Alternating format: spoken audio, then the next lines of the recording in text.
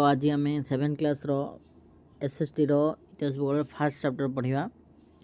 तो देख कौन कही चैप्टर नेम है फास्ट चैप्टर ये देती भारतर भौगोलिक विविधता है कौन देती भारतर भौगोलिक विविधता। तो आम जाचे कौन कौन सब भौगोलिक रही जमीक कौन कौन पहाड़िया अंचल रही मालभूमि रही समतल भूमि रही। तो यही सब जिनस आम पढ़ा। चलो एडी श्री अरविंद कौन कहते आम पाई आम देश भौगोलिक दृष्टिकोण अन्य देश मानक ठारू पृथक एवं ताहा ही भारत को निर्दिष्ट जातीय परिचय प्रदान करिछि। हैला एटा टिके मन रखियो। श्री अरविंद अनुसार आम पाई आम देश होची भौगोलिक दृष्टिकोण अन्य देश मान ठारू अलगा ताहा ही भारत को निर्दिष्ट जातीयता परिचय प्रदान करे। कौन आम इंडिया गोटे यूनिक ना कौन। चलो आगु कौन देछि एठी देख एज सर्ट नोट गुड़ा लिखाई सर्ट नोट गुड़ाक मन रखियो है बही मुझे नहीं बोरिंग लगे बोली बहुत सारा जिनस कही सर्ट गुड़ा देती जोटा कि बहुत इंपोर्टेंट परीक्षा पाई। तो से गुड़ा खाली शुणिकी मन रख और नोट्स भी करदेव है खाता लिखिदेव नोट्स गुड़ाक।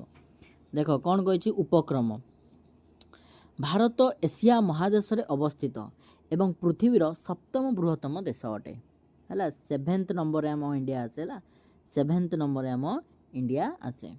भारत एहार पड़ोशी देशगुड़िक सह एक स्वतंत्र सुसंगठित भूखंड गठन करे जहाको भारतीय उपमहादेश बोली कहा जाए। भारत को 5 गोटी भाग में विभक्त करा जाइछि एवं यह एक विशाल तथा विविधतापूर्ण देश अटे। तापर आस मरुभूमि सागर पर्वतमाला एवं महासागर यार प्राकृतिक सीमा निर्धारण करुथिबारु एहार जलवायु संस्कृति और इतिहास एक स्वतंत्रता बहन करुछि हैला। ताले एबे आसो हिमालय उपक्रम गला तापर आसो हिमालय पर्वतमाला विषय टिके जानिबा। कौन देछि हिमालय रे थिबा अनेक गिरिशृंगर उच्चता 8000 मीटर रु अधिक अटे। केते मीटर रु अधिक अटे 8000 मीटर रु अधिक अटे।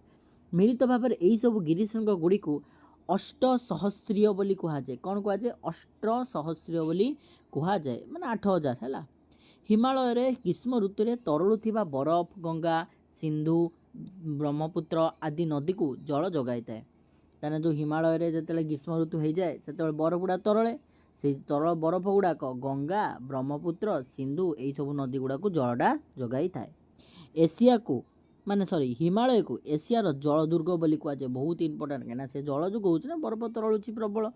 तो ये नदी 3टा बड़ बड़ नदी बाहरी तो से ना कि हिमालय को आम एशियार जल दुर्ग बोली आख्या दिया जाए। परीक्षार पढ़ो इंपोर्टेंट क्या जल दुर्ग बोली कहुए और कहीं बुझीगला सेमती भी पढ़ी पार मन रखियो कहीं एशिया को जल माने एशियार जल दुर्ग हो हिमालय कहीं कहुई एमती भी पकई पारे। तो तुम्हें मन रखिकी लिख आस हिमालय सीना पढ़ीदे एवं हिमालय सृष्टि केमती हो देखा। चलो हिमालय शब्दटी संस्कृत शब्द उद्भूत होती कौट आसी संस्कृतर शब्द रु आसी अच्छी जमीक हिमयुक्त आलय हिम कहले बरफ आलय अर्थ घर बरफर घर तेणु हिमालयर प्रकृत अर्थ होची कौन बरफर घर मन रखा। तो केमिति सृष्टि चलो पढ़ा मन रख। नियुत नियुत वर्ष पूर्वे भारत गोंडवाना लैंड नामक एक विशाल भूभागर गोटे अंश थिला। परवर्ती समय भारत मुख्य भागर विच्छिन्न है एवं धीरे धीरे उत्तर दिगड़ माने उपरकू उत्तर माने ऊपर दिगड़ अग्रसर होई यूरेशिया भूभाग को ठेलिबा जोगु तत्मध्यस्थ स्थल भाग टिके कुंचित होइकी ऊर्ध्वगामी होई हिमालय पर्वत सृष्टि हो गला। जमीती गोटे देख कांथ घरर कांथ तुम गोटे पापोछा नहीं पापोछ जान पापोछ सब थाए ताकू नहीं पेलीदेव ताने कांथर बाडे गोटे मझीरे उठी उपरकू उठी तो से भाया एपटू कौन ना उत्तर दिग को जो माने भारतर मुख्य भूभाग जो विच्छिन्न होगी धीरे धीरे उत्तर दिग आड़ अग्रसर है यूरेशिया भाग को पेलिला जहाँफल कि आउ न पेलिबा कि मझी स्थल भागटा टी कुंचित होगी उपरकू उठीगला ऊर्ध्वगामी होगा जहाँफल कि हिमालय पर्वत सॉरी हिमालय पर्वत सृष्टि होगा। हिमालय पर्वत को मुख्यतः 3 गोटी पर्वत श्रेणी विभक्त कराई। सबुठार उच्चर अच्छी हिमाद्री सबुठार ता मझीरे अच्छी हिमाचल तापर अच्छी शिवालिक सबुठू तले अच्छी पाद देश जोटा शिवालिक दक्षिण भाग हिमालय दक्षिण भाग शिवालिक हिमाद्री दे देख बृहत हिमालय हिमाचल है मध्य हिमालय शिवालिक है बाह्य हिमालय कि तले ता विषय टी देखीदा। देख ये 3टा बहुत इंपोर्टेंट मन रखियो। हिमाद्री हूँ हिमालयर सर्वोच्च एवं दुर्गम अंश अटे एथिरे माउंट एवरेस्ट कांचनजंगा भली गिरिशृंग बड़ बड़ गिरिशृंग रही। हिमाचल माने मध्य हिमालय प्रसिद्ध शैलनिवास गुड़ाक अच्छी हिल स्टेशन गुड़ाक बुलापी जाती सब है जमतीक नैनीताल मनाली फनाली से गुड़ा सब शैलनिवास एगुड़िक ये देख देती नैनीताल दार्जिलिंग शिमला मैसूर आदि उल्लेखयोग्य अटे। शिवालिक कौन ना घंच जंगल में परिपूर्ण और यार पाददेश वन्यप्राणी समृद्ध जंगल एरिया हो तले ना वर्षा वर्षा माट हो पूरा पानी गुड़ा से रोथो तो जंगल परिपूर्ण हो गछ पछ भल उठुव तो से कि यार पाददेश वन्यप्राणी समृद्ध होती मैंने बहुत सब था। तो ये मन रखर कौन कहला देखा गंगार प्रमुख उपनदी हूँ भागीरथी उत्तराखंडर गोमुख जोटा कि गाईर मुह नामक स्थान उत्पत्ति लाभ करी। गोमुख स्थानटी गंगोत्री तुषार स्रोतर निम्नांशर अवस्थित अटे।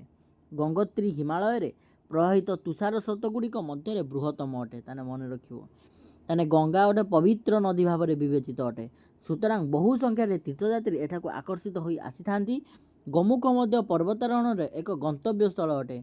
मन रख गंगार उत्पत्ति गोमुखरु ही मन रखियो गंगार उत्पत्ति गोमुखरु ही।